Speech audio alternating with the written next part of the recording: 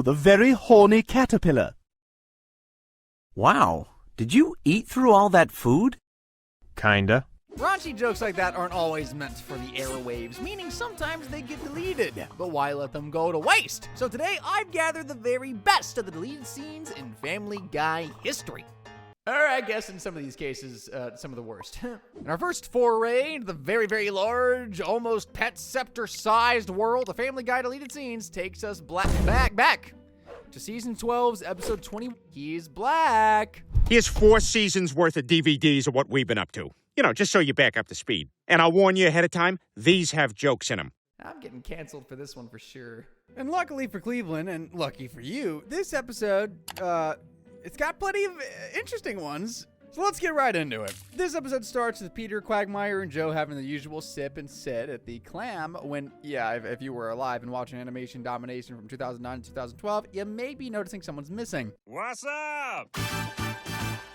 Alright, on cue. Cleveland's dramatic entrance does him no favors, and the gang immediately starts roasting him for all the time he spent away in Virginia doing the Cleveland show, which I'll just let Quagmire explain. It's not a good sign that this is the first time a lot of people are realizing you had a show. It was true on TV then, Quagmire, and it's true on YouTube now. Helping them move in, we get to see the Griffins interact with the now iconic Brown family, or as Stewie describes them.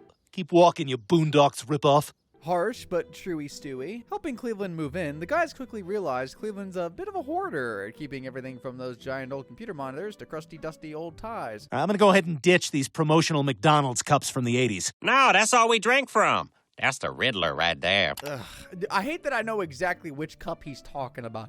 After some miscommunication with little Huey, what's his name?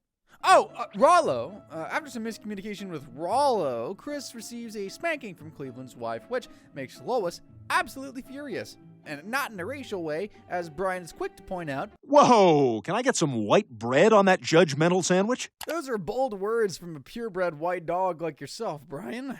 Lois goes over to confront the Browns about it, and it goes about as well as you can imagine, with the two girls attacking each other's qualities as a mother and as a person, with the argument ending with the two girls forbid the families from spending any time with each other. Man, it's stuff like this which makes it why Quagmire stays single. And as you can imagine, this new rule really gets Cleveland and Peter, who go through great, seemingly impossible lengths to hang out throughout the episode. Oh no, Peter, quick, change pigments. And as crazy as that was, this other attempt to spend time together got so crazy, it had to be deleted. Attempting to find a meeting place far away from both their nagging wives, the two decide to meet up at a remote and scenic cabin, with Peter bringing some pot ticket brewskis and Cleveland bringing some Chris Griffin homegrown, which makes Peter feel a little, how shall we say, uncool. So they meet up again with Peter bringing pot and Cleveland bringing stronger psychedelic substances as well. And let's just say Peter continues to feel more and more uncool as Cleveland continues to up the ante with his drugs until... I brought 10 rounds of chemotherapy. Yeah, yikes. As funny, kinda, as this is, it's easy to see how the thought of Peter and Cleveland shooting up chemo for fun may rub some folks the wrong way. Even just seeing Peter suffer like that, it's too real, way too real. We watch this dumb family to distract from life's morbid sadness, not to get high off at Peter. Luckily, the rest of the episode's a lot more lighthearted, with Peter and Cleveland getting into all kinds of kooky schemes to hang out. I need you to step out of the car, sir. Peter, there's gotta be a better way. He's got a knife! Sorry, Cleveland, it's gotta be authentic. Okay, maybe lighthearted wasn't the right word there, but Peter and Cleveland really do care for each other, and they both do anything to be in each other's company, from nearly getting Cleveland killed in a car crash to speaking in Morse code with their house lights. But it isn't until Susie Swanson's birthday party that Cleveland and Peter actually stand up to their wives. The two compete together in the three-legged race showing the world and their wives that racial differences can be set aside in the good name of athletic competition. We're gonna win! We're gonna win! Not so fast. And then...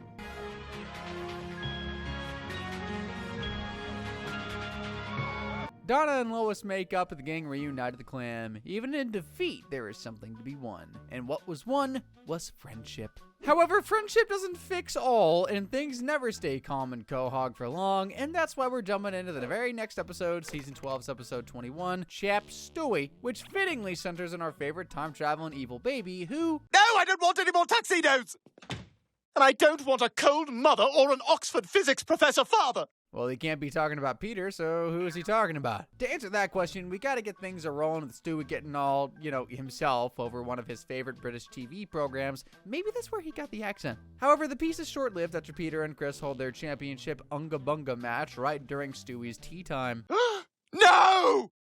Peter, what's going on? Anga bunga! Lois has got to be worth at least 5 points in this game. The destruction and distraction absolutely sets Stewie off, and not in his usual wretched Bastel Boom way, in like an actual hurt toddler way. And Stewie, just letting that hate linger, quickly gets to work on rebuilding his iconic time machine, too.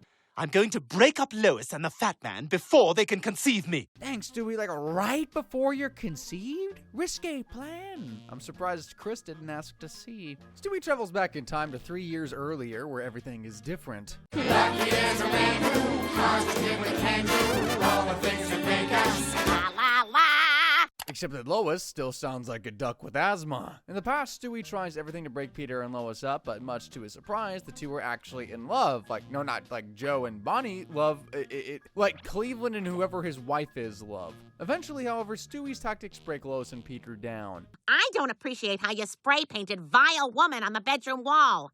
And even before his creation, Stewie was inspiring poetic mayhem. Having successfully agitated both his parents, Stewie begins fading away like a low taper cut before eventually dissolving into nothing. Until he's born again. Yeah, that's right, Stewie finds himself in a delivery room where he realizes he was born again, but this time not to Mrs. Lois Pewterschmidt Griffin, this time to English people. Stewie English? Now what sense does that make? Honestly though, Stewie fits right at home with his British family.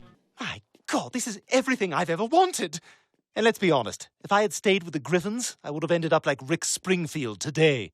Maybe you would make references people in 2025 understand too, Stewie. But really, Jesse's Girl was a fun song. However, things quickly take a turn for the drab, as the British would say, when Stewie's new brothers Jaden and Aiden clearly take offense to little Stuart. And this gets to him. Stewie breaks down and his true feelings for the Griffins come out.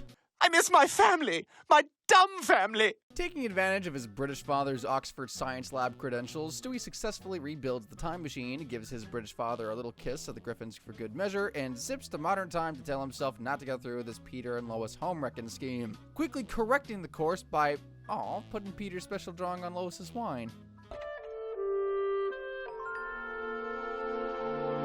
Aw, come on, it's cute. I bet if you're a girl watching this, you don't know many guys who would draw for you, huh? I need me a man who draws me Da Vinci. Score 1, Peter. The drawing saves the day, cools the tensions between Peter and Lois, and restores Stewie to his fully alive glory, which is a luxury afforded to British Stewie only after immense suffering. Sad. I hate to see Stewie in any form suffer. And just like that, everything's back to normal. Stewie saved the day, and Peter can stuff his face full of... Coward! I have found you! Now, if you think that's bad, just wait until you see the extended version of the scene, which involves Meg getting shot point blank through the skull, cookie cutter style, and all to the grief and bereavement of no one, as the Griffins are far more concerned with Stewie's arm injury than anything else. Yeah, the way Meg just plops down lifeless, the amount of blood and general vibes of the scene really alters the way this episode ends. One can imagine it was removed to spare all the hardcore Meg Griffin fans the worry of wondering if she was ever going to come back, as if Mila Kunis would ever leave. She's in it for the long haul now. And as any long hauler Family Guy fanatic knows, Family Guy has been pushing the boundaries from the very start. And I'd like to solve the puzzle. Whoa, hold on there. Moving fast, and this isn't even the deleted scene. We're looking way back with Season 1's A Hero Lives Next Door. Things kick off with Peter working the job he had in Season 1, a toy factory. Does anyone remember that? Back to work, people. Hey, Mr. Weed, I got a great idea for a new line of TV action figures. Facts of Life Transformers, eh? Man, you just know a 24-year-old Seth MacFarlane was crazy proud of himself for that one. Anywho, at a company softball practice, Peter pulls a Randy Johnson by killing the knee of his factory star Swinger, which enrages Peter's boss, who threatens to fire him if he can't find a replacement. Thankfully, there may be a new prospect moving in next door, though, I mean, they aren't new to us Family Guy fans. That's right, it's Joey Swanson. But Peter doesn't really take to his new neighbor much until... Bonnie told me Joe is a big baseball fan. He played in college. Peter's tune immediately changes as he realizes Joe could be the star baseball player who saves Peter's job. Peter invites him to the game, where it's revealed... Holy crap, he's a crapple! Yeah, it's weird seeing Peter and everyone react, surprised that Joe's handicapped. I mean, it's such a core part of his character, and his character's so integral to so many classic Family Guy episodes and moments, it's weird seeing him being played off as a one-episode gag thing. However, Joe excels during the game despite his handicap, or as Peter puts it, Way to earn that parking space! Joe hits the game-winning home run and becomes Quahog's hottest commodity, which actually really bothers Peter, who evidently has always been a massive diva attention hog. Joe steals all of Peter's thunder, even unintentionally encroaching on his employment. You are exactly the kind of man we need at our company. Dang, maybe they should have given Joe a spin-off show instead. Everyone loves this guy. I would have watched it. We then get a nice flashback of how Joe became crippled, which, as any good Family Guy nerd knows, is no longer canon, but it's still a fun gag nonetheless, I guess. He's cool, Dad. He killed a guy. It's nice knowing Chris has always been easy to impress, and all the praise coming from his family about Joe really gets under Peter's skin, and Peter, completely fed up with not being respected, decides to... Unless I put myself in real danger, too. For my family's sake. Which, over the course of the series, we will see him do a lot. Seeking out crime, Peter buys a police scanner and tunes into an in-progress bank robbery, and his family doesn't even notice him, with Lois offering to take Meg out dress shopping while the crime scene happens across the street. Peter improvises, literally, and manages to shut down the robbery, but Lois and the kids are nowhere to be seen. All right, stand back. Whoa, hang on. Sorry, no one can leave.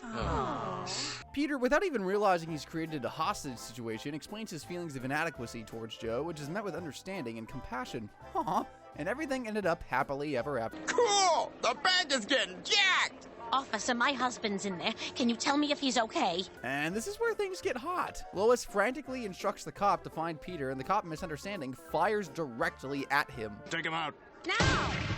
And we never get a clear look at what happened to the bullet. It doesn't bounce off the glass or anything. And there's a reason for this. As in a deleted scene, we get to see exactly where that bullet went. Check it out. It's a John F. Kennedy Pez dispenser. Oh, well, good thing I still have my Bobby Kennedy Pez dispenser. I can see why it was taken out. And while the dead Kennedy jokes may not seem very hardcore by today's standards, this was the 90s. People couldn't just hop on Twitter and watch TikTok edits of Kennedy's assassination. You had to read by gum. So due to potential controversy, the scene was removed, which is a shame because it does leave that little scene with the cops on a genuine cliffhanger. But we do get an ending to the story as Joe shows up to save the day, causing Peter to tell his family how he really feels. Joe is a great guy. I guess I was just tired of him being your hero. This prompts a warm, genuine discussion with each Griffin telling Peter why they appreciate him, and that ties the whole thing into a nice bundle. Aww, Peter's family really loves him. I'm sure he won't violently erode that trust over the next 27 seasons. Joe, what are you staring at? Pull him off me! And yeah, that was very much sarcasm. Peter is still not to be trusted by any of his friends or family as we jump 12 years ahead to season 12's Baby Got Black. The episode kicks off with Quagmire issuing a challenge to Peter and Joe. $100 says I can stay awake longer than both of you. But even these silly games need some order, and Peter and friends are living it up big for their slumber party. The guys have some fun, prank calling Cleveland and Mort before things take a bad turn fast, with everyone beginning to, hallucinate. They literally start tripping out, and we get to see... You've been hallucinating all night. Yeah, whatever, Quagmire. I gotta go to the bathroom. Where's your toilet? Right here, Peter. Yeah, if you're a good old-time internet dweller like me, you know all about Quagmire Toilet. But what I bet you didn't know is that this whole interaction was actually a lot longer and a lot more sleep-deprived, horrific fever dream core. You see, the original scene called for Quagmire to hallucinate Peter's butt as a giant angry fly. Ah! Because who would hallucinate that? The scene is fairly graphic and may have been just a bit too much for TV censors. Seeing Peter's butthole turn into a fly mouth hole, while funny, doesn't do much to advance the episode outside of just being a decent gross-out gag, and the Quag toilet truly stands on its own. It needs no sidekick. The episode is also chock full of other fun, trippy gags. It's immediately following Quag Toilet. We get to see Peter as a pizza, and Joe is what I assume is a frackin' hilarious reference to a TV show Seth MacFarlane used to watch 100 years ago. All that running around is enough to knock Joe out, and the all-nighter contest comes down to Peter and Quag, and they're all asleep. Unable to determine who won the contest, the guys check out Quagmire's restaurant manager camera operation. That reveals Peter won the contest and the almighty $200 that came along with it. But Peter is not the only Griffin winning at life, as Chris manages to score a date with Jerome, the bartender's daughter, who seems fairly normal for a girl who's attracted to Chris Griffin. I don't think she knows what she's getting herself into. I voted for Obama once. Oh, am I kidding? She's from New England. She's probably used to it. But Jerome, on the other hand, he's not having it. Nobody's dating nobody. You understand? Oh, don't worry, Jerome. I already gave Chris the talk. Explaining he doesn't want his daughter dating a vanilla king like Chris Griffin. A white person. But willing to give it a chance, Jerome is invited to dinner at the Griffins, and if there's any family that'll paint white people in a positive light, it is not the Griffins. Would Dr. King approve of what I'm about to say? Most of the time, I find that he would.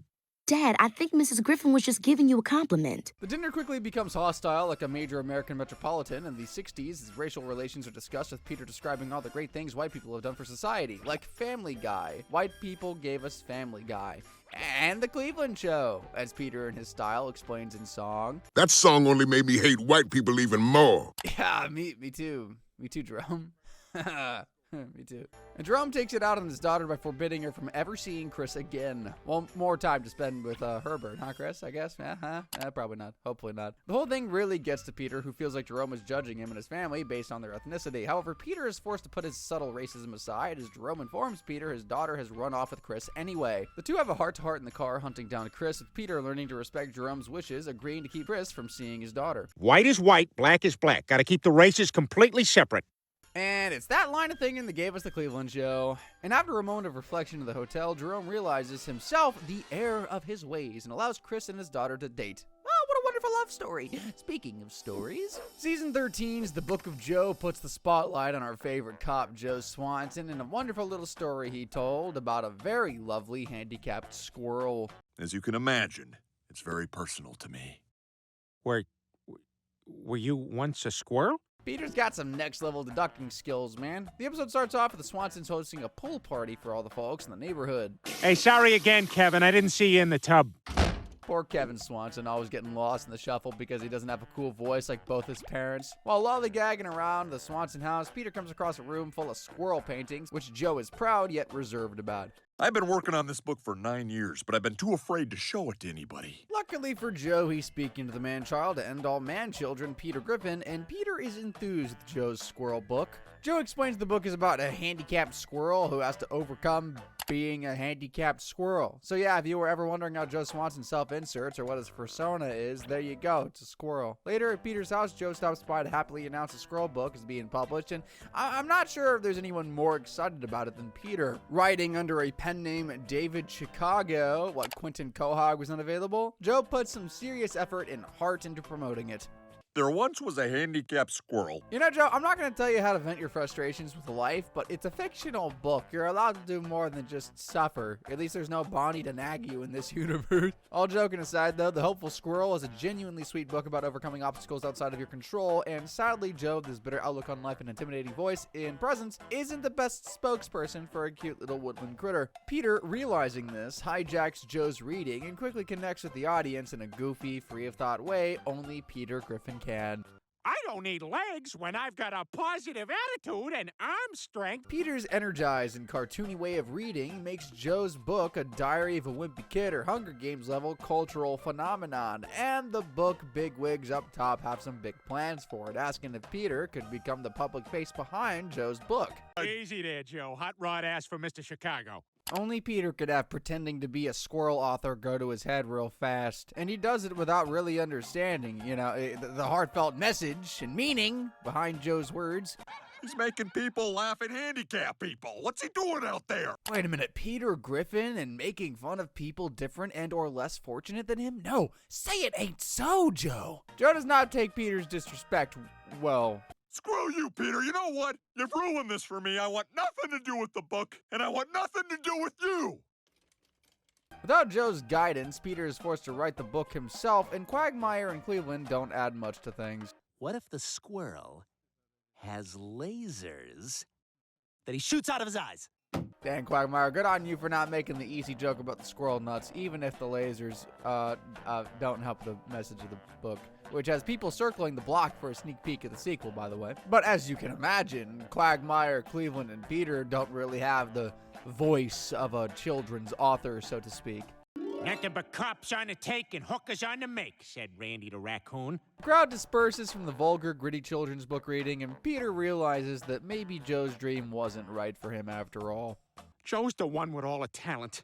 Me trying to write a book is like CeeLo trying to find a pair of pants. In a shocking twist, Peter comes to his senses, and him and Joe work out their differences, ending the episode on a happy note. However, in the original version of this episode, it shows that things may not be all neat and tidy for Joe. In what can only be described as a cosmically cruel coinkadink, leaving the clam, Joe accidentally runs over a squirrel. Ever the optimist and, well, kind of an expert at this point on squirrel suffering, Joe begins to comfort the squirrel. It's all right, little buddy. There's hope. Let me tell you the story of another squirrel that... Ew, yikes. While this scene isn't an outright graphic or edgy as Family Guy's usual deleted repertoire, it does kind of put a damper on the somewhat upbeat vibe of the episode. And really, do we need to have Joe experience more trauma here? Dude's been through enough with these dang dramatic squirrels, so let's turn our focus on back to the Griffin family, who may not have experienced as much grief as the time, well, Season 6's Stewie kills Lois, where Stewie kills Lois. What are you doing with a gun? Something I should have done a very long time ago. Oh yeah, 15-year-old spoilers, by the way, just an FYI before we get explaining as to how we got here. It's Quahog's favorite mom's birthday, and the Griffin clan reward her by showering her with terrible gifts. But luckily, Brian saves the day by giving Lois a decent one. Oh my God, 2 tickets for a cruise? And although Brian doesn't get the one-on-one tropical time with Lois he wanted, it cheers up her day, and her and Peter depart the cruise for the very next day, which really confuses Stewie, who was under the impression he was coming along, and being left behind really gets to him, who begins to fixate on getting revenge on Lois at last. Stewie's got a wagon of Fortnite tools all primed and polished to make Lois pay, but Brian has seen Stewie chicken out plenty of times before and has his doubts. Who cares? You're not going to kill her anyway. You're going to bitch and moan, and then you're going to do what you always do. The minute Lois walks through that door, you're going to forget all about it. Brian being right here drives Stewie up a wall, and he becomes even more determined to be more than just talk this time. Wearing a beanie that's somehow able to fit his head, Stewie swims out to the ship, scales it, and confronts Lois. Lusting for revenge, Stewie unloads several rounds into her, knocking Lois over the boat and killing her instantly. And I just know this must have had the playgrounds talking back in 2006. Back in Quahog, a few days pass, and Joe, possibly the worst voice to hear somber news from, comes in to deliver some somber news. I'm afraid you're just going to have to accept the fact that she's gone. And as hard as it is for Peter, a year goes by, and he's actually putting himself out there with a stick figure, and Bonnie, and Joe.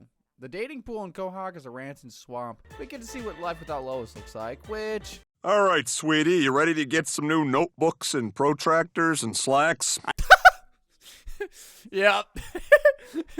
But did you really expect anything less? Joe, perhaps spending so much time in Lois's head pretending to be her, starts to suspect Peter as the culprit. Did you get that right before the cruise? Actually, I got it on the cruise. Right after we had that big fight when I said I wish you were dead, right before I never saw her again. Yeah, Peter's not doing himself any favors here at all, and pretty soon the whole gang is ready to bring Peter to justice. Brian does his best snooping boyfriend, dog dad, or whatever he is, to Stewie by finding a slip for Stewie's getaway boat, which really tweaks Stewie out.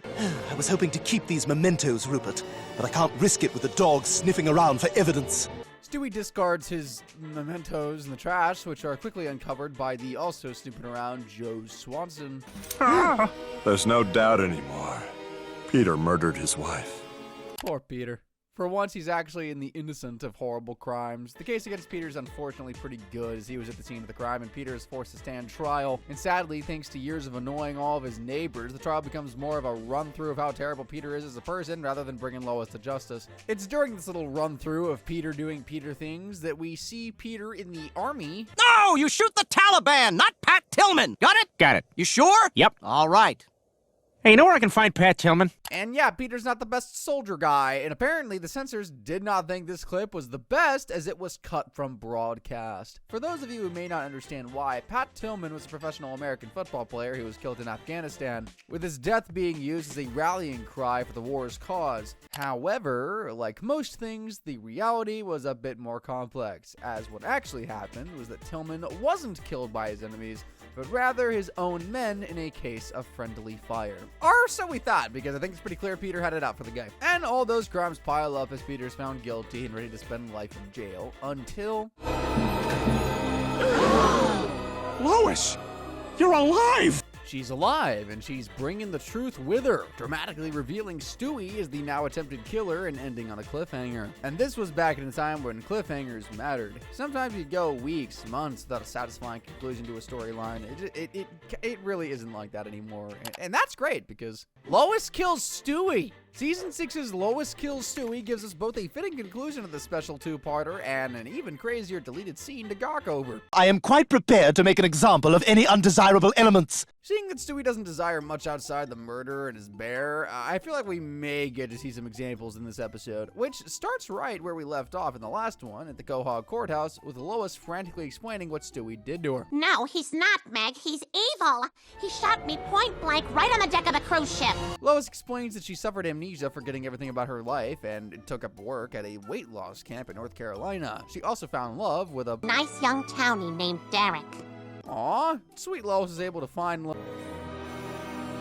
Right, because this is Family Guy and no one gets nice things. However, Lois ends up face first on the floor with her memory back suddenly, and unfortunately, Stewie took the story time to get away, and now the entire town is on the lookout for the little murdering rugrat. Boy, I sure hope they find him. Otherwise, we're all gonna be... So, man, you know babies are almost always in their parents' house. That's the first place you should look. Duh. Little Stewie is mad with power and holds his own family hostage before going totally off the rails, and... Hey, Griffins, just checking in. Holy crap! Oh, Cleveland down! Cleveland down! Yeah, Stewie jumps the line between cute evil baby and psychotic genius by shooting Cleveland and then kidnapping Brian along with Brian's car. You know, you're not gonna get away with this. Kidnapping me is one thing, but you killed Cleveland. Yeah, people would lose their minds if Cleveland disappeared from Quahog. Not. The Griffins manage to untie themselves and begin searching the house to try and find Stewie when they uncover Stewie's weapon silo. Man, what do you think these things do? Huh. Guess it doesn't do anything. Well, that seems odd. Not sure why Stewie has the voice swapper, but it implies he chooses to live with that weird British accent. Back on the run, Stewie forces Brian to drive to the CIA headquarters, where the kid gains control of the world's power grid.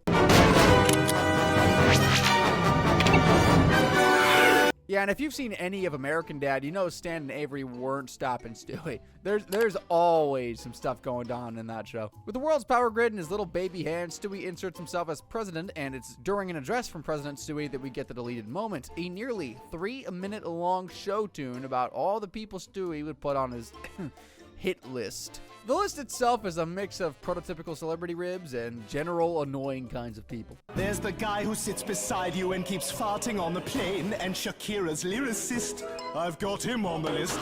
If this scene were included, it's easy to see it becoming a Seth show tune classic like You Have AIDS or Butter on a Pop-Tart. But instead, it's relegated to forever being an add-on sequence as opposed to an iconic Stewie moment. And in the broadcast episode, we get a nice gag sequence of 80s TV and Peter humiliation, so really, it's a win-win. But not everyone approves of Prez Stu, and his mama knows that better than anyone. I brought Stewie into this world.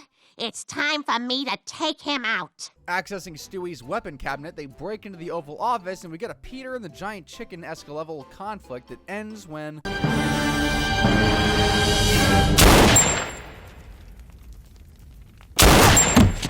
Yeah, in a shocking twist of fate, it's Peter being extremely violent, killing Stewie cold. Luckily, the entire thing ended up just being a simulation, which I might say is a very American Dad-esque play. They had their little Virginia fingers all over this episode. What's next? Some political commentary? Like... Oh wow, yeah, I gotta be careful what I ask for, huh? As edgy, unhinged, and downright mean as Family Guy can be, Season 11, Episode 15's Turban Cowboy mixes that with some next-level unfortunate timing. And yeah, with a title like that, I think you can see where this is going. The episode starts with the guys of the clan lamenting how downright boring their lives have gotten, so they decide to chase some wind and go skydiving, the serene beauty of which leaves old Pete breathless. Holy crap, this is awesome! I haven't felt a rush like this since I won that marathon. And this is where the episode goes off the rails. The next scene depicts Peter in his SUV winning a marathon by brutally running over everyone. It's bad enough the scene is genuinely unpleasant, gory, violent, and anything else you can use to describe Peter's actions, but it's even worse considering some real-world context. In the next scene, Peter explains it was the Boston Marathon he won. Yeah. For those unfamiliar, the Boston Marathon bombings were a series of terrorist bombings that took place during the real-world Boston Marathon, where 3 people died and hundreds more were injured. And in an odd twist of fate, the episode aired only a month prior to the attacks. But don't worry, if you think that's bad, the rest of the episode does not do anything for helping the episode's case.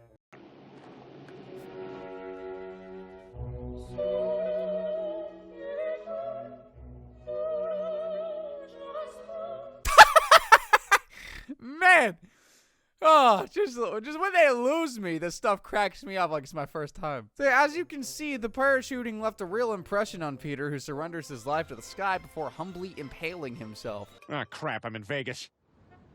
In Vegas, too? Dang, double humiliation. In the hospital, Peter meets a Muslim man, Mahmoud. Mahmoud and Peter share a bond over cartoons, and they're just bros being bros. Peter introduces his new friend to the guys of the clan, but they don't gel with him because... Why do you order a ginger ale? So yeah, no bigotry here, just soda discrimination. But that doesn't stop Peter and Mahmoud from hanging out and connecting their cultures. And I get to shout, Admiral Akbar, when I do stuff.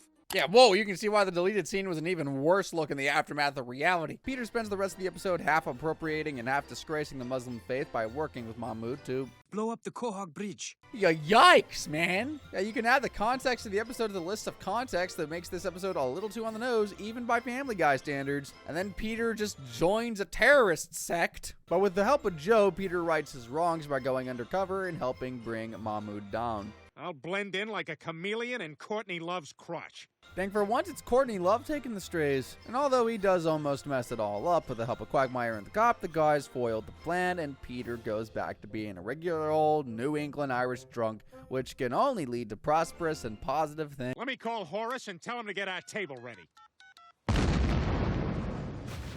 Well, but really, Peter does sometimes contribute to a net positive to the world, and sometimes the deleted scene is a lot more than just a random throwaway or an edgy little bit. Sometimes the entire context of an episode is altered by what's left out, and Season 8's The Splendid Source is the ultimate example of that. The whole episode kicks off with... This is the story of a great adventure that happened to me and some of my pals. Dang, if Peter's speaking straight and in such a soft tone right off the bat, you just know we're in for something special. Lois and Peter are planning on taking a vacation with Joe and Bondi to Maine when Chris comes in to tell them he's got in trouble at school for telling a dirty joke. And who did he hear it from? Well, who else but Quagmire, of course. Confronting Quagmire, Peter's less concerned with holding him accountable and more concerned with hearing this great joke. Proving yet again you can get away with anything if you're funny. Quagmire tells the joke, whispering the setup and loudly telling the graphic punchline, which is so funny it causes Peter to soil himself. Oh God, I pooped my pants. It's funny when it happens to other people. That's the golden rule of life, Joe, and they make the absolute most of this crappy cheat code, going as far as invading Peter's dreams to tell the joke and making him soil himself. When you poop in your dreams, you poop for real. I'm glad you were able to figure that out, Peter. I don't want to find out what diarrhea entails in the dream world, though. Pooping Peter aside, Peter is enthralled with the joke, and him and the gang decide to find its source. We go on a quest to find the source of the world's dirty jokes. Does Peter know about the internet? All joking aside, though, the gang is determined to trace the joke, which has a linked pedigree. Bruce had heard it from Consuela. Consuela heard it from Mayor West. West heard it from Dr. Hartman. Hartman heard it from Angela.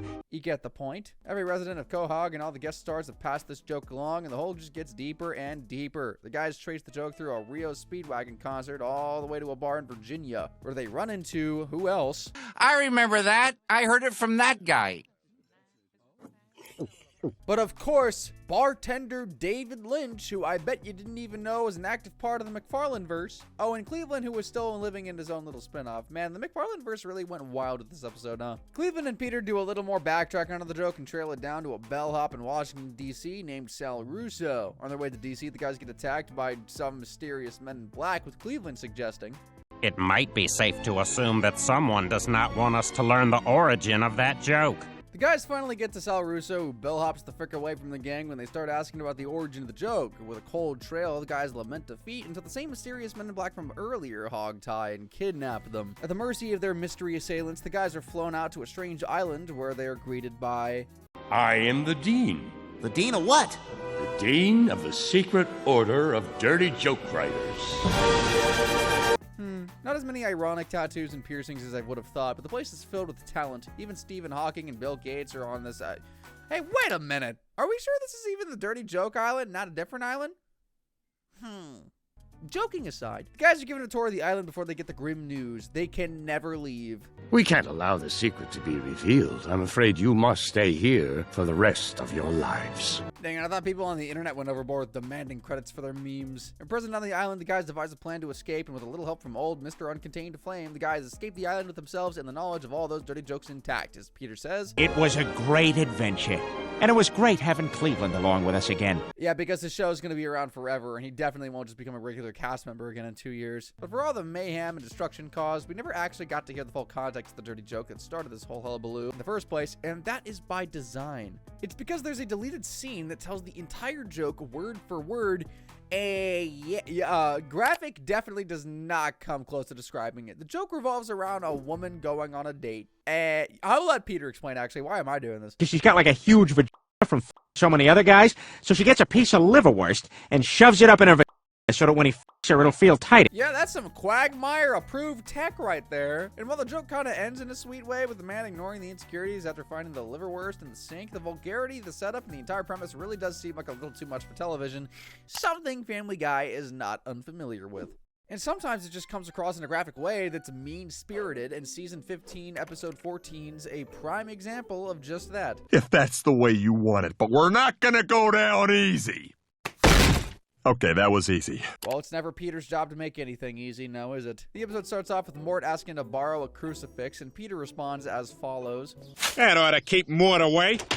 Peter, always coming up with new harmful ideas. Having ruined his suit to make the scared Jew, Lois takes Peter to the store to pick up a new one, where Peter goes with more of a Teletubby look, opting to go with a pair of giant butt-flap fleece pajamas. Sir, here is a check with my name on it. Write down any number on this piece of paper, and I will pay it. It's nice seeing Carter Peterschmidt's money hard at work here. And if there's ever a person who could have the power that comes with feety pajamas go to his head, it's Peter, and that's exactly what happens as he goes around the town giving everyone a little annoying electric shocks. Hut.